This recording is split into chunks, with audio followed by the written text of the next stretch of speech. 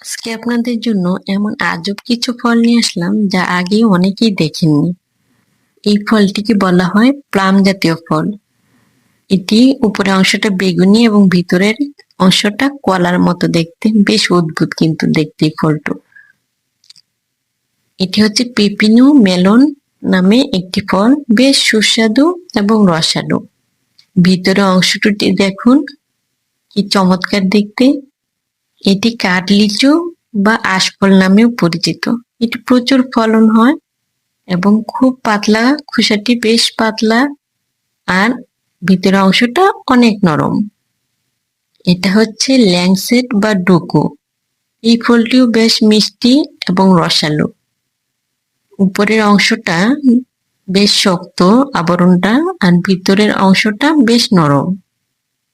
এটি অনেকটা দেখতে ডাবের মতো দেখা যাচ্ছে, আর আবরণটা যে বেশ শক্ত তা বোঝাই যাচ্ছে।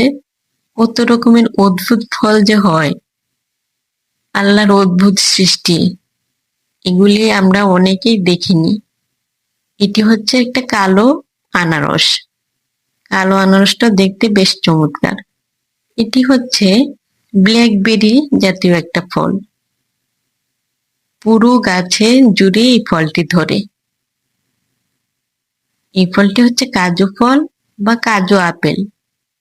এর মাংসল অংশটি আপেল নামে পরিচিত, আর ভিতরে বীজটি কাজু বাদাম হিসেবে পরিচিত। এই ফলটি জামরুল জাতীয়।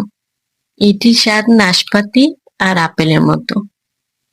এটি দেখতেও নাশপাতি আর আপেলের মতো, স্বাদটাও এরকম।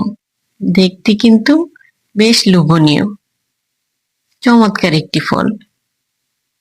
এই ফলটি আসলে অদ্ভুত, আর সবচেয়ে অদ্ভুত হচ্ছে এই ফলটি। এই ফলের নাম হচ্ছে ডুরিয়ান।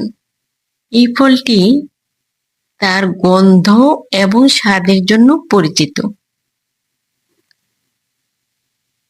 এটি দেখতে অনেকটা আমাদের কাঁঠালের মতো উপরের অংশটা, বা কটসল ফলের মতো,